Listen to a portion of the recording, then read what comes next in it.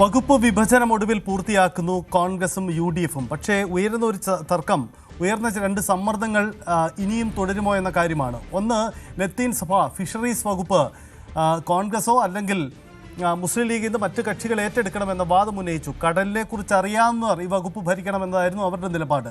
അതേസമയം വിദ്യാഭ്യാസ ന്യൂനപക്ഷ വകുപ്പുകൾ കോൺഗ്രസ് ഏറ്റെടുക്കണമെന്ന ആവശ്യം നേരത്തെ തന്നെ കത്തോലിക്ക സഭ പരസ്യമാക്കിയതുമാണ്. കത്തോലിക്ക കോൺഗ്രസ് ആണ് ഇത് സംബന്ധിച്ചൊരു വാർത്താക്കുറിപ്പ് പോലും ഉന്നയിച്ചത്. എന്തായാലും ഈ വാദങ്ങളിൽ ഉന്നത വിദ്യാഭ്യാസ വകുപ്പ് മാത്രമാണ് കോൺഗ്രസിൻ്റെ കൈവശമുള്ളത്, മറ്റതൊക്കെ മറുവശത്തുമാണ്. ഇതാണ് ഇപ്പോഴത്തെ സാഹചര്യം. ഈ തീരുമാനത്തിൽ ഇനി സഭാ നേതൃത്വങ്ങൾ എന്ത് നിലപാടെടുക്കുമെന്നതും വളരെ പ്രസക്തമായ കാര്യമാണ്. അരുണും ഒപ്പം ശ്രീജിത്തും അനുമോദുമുണ്ട്. അരുൺ, എന്തായാലും ഈ സഭാ നേതൃത്വത്തിൻ്റെ സമ്മർദ്ദം ഒരു പരിധി കഴിയുന്നു, അതിന് വഴങ്ങേണ്ടതില്ല എന്നതായിരുന്നല്ലോ കോൺഗ്രസിലെ ആലോചനകൾ. അതുതന്നെയാണോ ഇപ്പോൾ ഈ തീരുമാനത്തിലേക്ക് എത്തിച്ചിരിക്കുന്നത്? ഇനി ലത്തീൻ സഭയൊക്കെ എന്ത് നിലപാടെടുക്കാനാണ് സാധ്യത ഇക്കാര്യത്തിൽ? എന്താണ് ഇങ്ങനെ തീരുമാനത്തിലേക്ക് എത്തിയെന്ന കാര്യത്തിൽ ഇനി വ്യക്തത വരേണ്ടതുണ്ട്. ഏതായാലും വകുപ്പ് വിഭജനം ഒടുവിൽ 3-ാം ദിനം പൂർത്തിയാക്കിയിരിക്കുന്നു. രാവിലെ ആ പട്ടിക ഗവർണർ രാജേന്ദ്ര വിശ്വനാഥ് അർലേക്കർക്ക് മുഖ്യമന്ത്രി വി.ഡി. സതീശൻ കൈമാറി. വലിയ പ്രശ്നങ്ങളുണ്ട്, വലിയ തർക്കങ്ങളുണ്ട്. പല വകുപ്പുകൾ സംബന്ധിച്ചും വലിയ തർക്കങ്ങൾ. അത് ലീഗുമായുള്ള ഫിഷറീസ്, ഉന്നത വിദ്യാഭ്യാസം മാത്രമല്ല, കോൺഗ്രസ് മന്ത്രിമാരുടെ വകുപ്പുകളിൽ പോലും വലിയ തർക്കങ്ങളുണ്ടായിരുന്നു. പക്ഷേ അതെല്ലാം പരിഹരിക്കാൻ വി.ഡി. സതീശന് മുഖ്യമന്ത്രിക്ക് കഴിഞ്ഞിരിക്കുന്നു എന്നുള്ള ഏറ്റവും പ്രധാനപ്പെട്ട കാര്യം. ഇതിൽ ഏറ്റവും പ്രധാനം ഉന്നത വിദ്യാഭ്യാസ വകുപ്പ് വിട്ടുകൊടുത്തു. നേരത്തെ ലീഗിൻ്റെ വിദ്യാഭ്യാസ വകുപ്പ് തന്നെ കോൺഗ്രസ് ഏറ്റെടുക്കാൻ താല്പര്യം പ്രകടിപ്പിച്ചതാണ്. ലീഗ് അതിന് തയ്യാറായില്ല, വഴങ്ങിയില്ല. അങ്ങനെയാണ് ഉന്നത വിദ്യാഭ്യാസ വകുപ്പ് ഏറ്റെടുക്കാനുള്ള ധാരണയിലേക്ക്, തീരുമാനത്തിലേക്ക് എത്തിയത്. ഉന്നത വിദ്യാഭ്യാസ വകുപ്പ് ഏറ്റെടുക്കുമ്പോഴും വീണ്ടും ലീഗ് പ്രശ്നമുണ്ടാക്കി. അപ്പോഴത്തേക്കും ഈ ഫിഷറീസ് വകുപ്പുമായി ബന്ധപ്പെട്ട തർക്കങ്ങൾ ഉടലെടുത്തു കഴിഞ്ഞു. ഫിഷറീസ് വകുപ്പ് വിട്ടുകൊടുക്കുകയാണെങ്കിൽ പകരം ഉന്നത വിദ്യാഭ്യാസം വേണമെന്ന ലീഗ് കടുത്ത നിലപാടെടുത്തു. ലത്തീൻ സഭ ശക്തമായ നിലപാട്, കടലിനെ അറിയുന്നവർ തന്നെ ഫിഷറീസ് വകുപ്പിൻ്റെ തലപ്പത്തേക്ക് വരണമെന്ന നിലപാടിൽ അവർ ഉറച്ചു നിന്നു.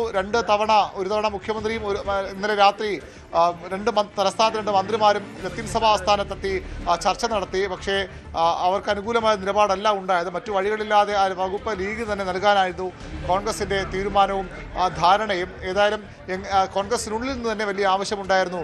ഈ വകുപ്പ് കോൺഗ്രസ് ഏറ്റെടുക്കണം, ഇല്ലെങ്കിൽ ധീവരസഭയും ലത്തീൻ സഭയും ഒക്കെ പാർട്ടിക്ക് എതിർ നിലപാട് സ്വീകരിക്കാൻ നിർബന്ധിതമാകും. ആ ഒരു സാഹചര്യത്തിൽ കൊണ്ടുപോയി വലിയ പിന്തുണയാണ് തിരഞ്ഞെടുപ്പിൽ ഈ വിഭാഗങ്ങളിൽ നിന്ന് യു.ഡി.എഫിൽ ലഭിച്ചത്. അങ്ങനെയുള്ളപ്പോൾ സ്വാഭാവികമായി അത് മറികടന്നുള്ള പോക്ക് പാടില്ല എന്ന ആവശ്യമാണ് ഉയർന്നു വന്നത്. പക്ഷേ ഇപ്പോൾ ആ രീതിയിലേക്കല്ല കോൺഗ്രസിൽ തീരുമാനങ്ങൾ, യു.ഡി.എഫിൽ മന്ത്രിസഭാ വകുപ്പ് വിഭജനത്തിൽ ആ തീരുമാനങ്ങൾ പോയത്. മറ്റു വഴികളില്ലാതെ അതിന് കോൺഗ്രസ് നേതൃത്വം വഴങ്ങുകയായിരുന്നു. യുവജനകാര്യ വകുപ്പും സ്പോർട്സുമാണ് കെ.യു. ജനീഷിന് നൽകാൻ തീരുമാനമെടുത്തത്. പക്ഷേ അതിൽ സ്പോർട്സ് കെ. മുരളീധരന് നൽകുകയാണ്. അതിന് കാരണം എ.പി. അനിൽകുമാറിന് അദ്ദേഹത്തിന് ദേവസ്വം വകുപ്പ് അദ്ദേഹം ആവശ്യപ്പെട്ടു. മുരളിയിൽ നിന്ന് ദേവസ്വം എടുത്ത് എ.പി. അനിൽകുമാർ നൽകുമ്പോൾ ഒരു വകുപ്പ് കൂടി കെ. മുരളീധരൻ നൽകണം. അതുകൊണ്ടാണ് സ്പോർട്സ് വകുപ്പ് മുരളീധരനിലേക്ക് എത്തുന്നത്. തൊഴിൽ വകുപ്പ് ബിന്ദു കൃഷ്ണയ്ക്കാണ് നേരത്തെ തീരുമാനിച്ചിരുന്നത്. പക്ഷേ കെ.യു. ജനീഷിന് മറ്റു വകുപ്പില്ലാതെ വന്നപ്പോൾ കെ.യു. ജനീഷ് തൊഴിൽ വകുപ്പ് ഏറ്റെടുക്കാനുള്ള സന്നദ്ധത കുറവ് നേരത്തെ പാർട്ടി അറിയിച്ചതാണ്. അതിന് കാരണം വളരെ പ്രധാനപ്പെട്ട ഒരു വകുപ്പാണ്. പലപ്പോഴും ട്രേഡ് യൂണിയനുകൾ അതിശക്തമായ ട്രേഡ് യൂണിയൻ നേതാക്കൾ 2 മുന്നണികളിലുമുണ്ട്. അങ്ങനെയൊക്കെ വരുമ്പോൾ മുതിർന്ന നേതാക്കളാണ് അവിടേക്ക് എത്തുന്നത്. അവിടെ ട്രേഡ് യൂണിയൻ ഉൾപ്പെടുന്ന ഈ ട്രേഡ് യൂണിയൻ്റെ പ്രശ്നപരിഹാരം അടക്കം ഉൾക്കൊള്ളുന്ന ഈ തൊഴിൽ വകുപ്പ് മറ്റു നേതാവിന് കൊടുക്കണമെന്ന ആഗ്രഹം ഒരു അഭ്യർത്ഥനയായി ജനീഷ് മുന്നോട്ട് വച്ചിരുന്നു. ഏതായാലും അത് കോൺഗ്രസ് നേതൃത്വം പരിഗണിച്ചില്ല. ജനീഷിന് തന്നെ തൊഴിൽ വകുപ്പ് നൽകുകയാണ്. അതിനൊപ്പം യുവജനകാര്യ വകുപ്പുമുണ്ട്. ഈ രീതിയിലാണ് വകുപ്പ് വിഭജനം ഇപ്പോൾ പൂർത്തിയാക്കിയിരിക്കുന്നത്. ഇതിൽ ലത്തീൻ സഭയുടെ അടക്കം പ്രതികരണങ്ങൾ നിർണായകമാണ്. കോൺഗ്രസ് നേതൃത്വം തങ്ങളെ അവഗണിച്ചു എന്ന തോന്നൽ അവർ നേരത്തെ ഉണ്ടായിരുന്നു. അത് വി.ഡി. സതീശൻ മുഖ്യമന്ത്രി സന്ദർശിച്ച ശേഷം അവർ ആ നിലപാടിൽ നിന്ന് പിന്നോട്ട് പോയി പ്രശ്നങ്ങൾ പരിഹരിച്ചു എന്ന അഭിപ്രായത്തിലേക്ക് അവർ എത്തിയതാണ്. പക്ഷേ ഇപ്പോൾ ഇത് എങ്ങനെയാണ് അവർ പ്രതികരിക്കുന്നത് എന്ന് നിർണായകമാകും. ഏതായാലും ഇപ്പോൾ മന്ത്രിസഭാ യോഗം പുരോഗമിക്കുകയാണ്.